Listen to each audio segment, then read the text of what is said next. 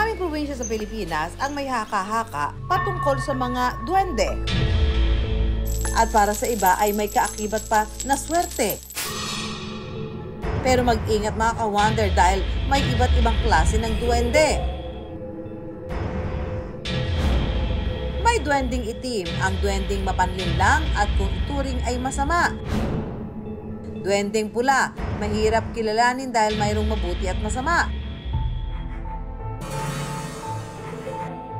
At ang duwending puti na siyang may hatid na swerte.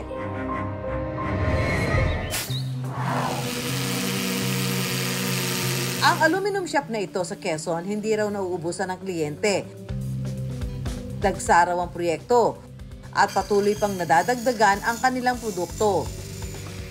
Ito po yung mga ginagawa namin ng mga cabinet. Gumagawa din po kami ng mga sliding windows and doors. 2013 nang itayo ni Jen ang aluminum shop. Dating OFW ang kanyang asawa sa Dubai kung saan nagtrabaho ito sa pabrika ng aluminum. Pero ayon kay Jen, bago ang aluminum shop, marami na rin daw silang pinasok na negosyo. Pero ang masaklap, ni isa rito walang pumatok. Dahilan rin para sila'y panghinaang magnegosyo. Nung una, pagdating ng asawa ko galing sa Dubai, naggawa kami ng mga video okay. Hindi siya ganun kabili. Kasi pagkagawa mo lang, tapos na.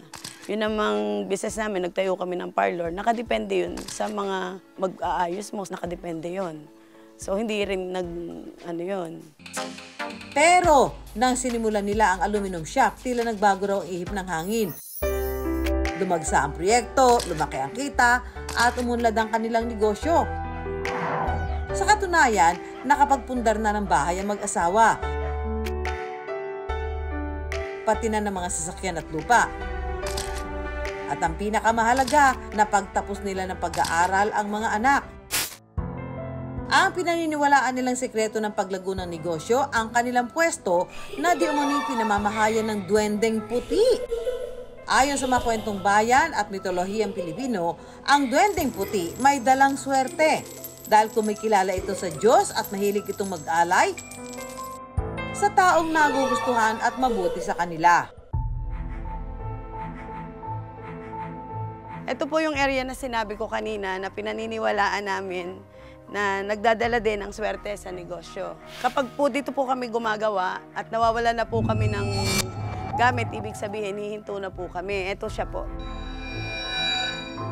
Nilagyan ko po siya ng bato kasi yung mga tauhan po, minsan basta na lang naglalagay dito ng mga kung ano-ano. Once po na natabunan to, parang humihina yung income namin.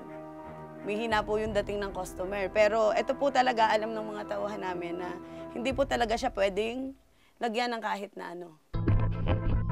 Sinubukan ng iWonder team na mag-install ng camera sa shop pagpatak ng alas 5 ng hapon. Lumipas ang ilang oras hanggang lumubog ang araw. Walang nahagip o nakuna na duwende ang team sa lugar. Ayon sa dating nagmamay-ari ng lupa, dati raw may punso sa pwesto. Pero kinailangang bungkalin para patatagin ang lupa. Bukod sa duwendeng puti, tila ba hinahabol si Jen ng swerte. Sa kanilang pwesto rin kasi, may nakatanim na puno ng opli o as is kung tawagin ng iba. Isa itong uri ng puno na maikukumpara ang dahon sa papel de liha dahil sa mga maliliit na tinik na kapag kiniskis, pinaniniwala ang nakahahatak ng mga mamimili. Kapag po may negosyo ka, dapat daw po may ganito ka. Para yung customer mo, hindi nawawala. Parang balais-is lagi siya na gusto laging magpagawa o bumili sa'yo. At kung hindi nga naman sinuswerte, si Jen mayroon pang pangatlong lucky charm. May Egyptian foot din daw kasi siya na nag-viral nitong mga nakaraang buwan. Paniwala ng iba, ang sino mang may ganitong hugis ng paa, kung saan mahaba ang hinlalaki hanggang paikling hinliliit, sigurado raw yayaman. Ang tao raw na may Egyptian foot ay pinaghihinalaang may dugong bughaw at parte ng royal family sa Egypt. Tingnan na ang mga paa, mga ka-wonder! Nakakatuwa naman na nalaman ko na yung ganito daw paa ay swerte. Yun, natutuwa ako, bihira daw yung ganitong paa. Ngunit paalala, wala pang siyentipikong pag-aaral ang nagpapatunay dito. Inuulan man ng swerte si Jen at ang kanyang pamilya ngayon, hindi naman daw niya nakakalimutan ang kanilang pinagdaanan noon.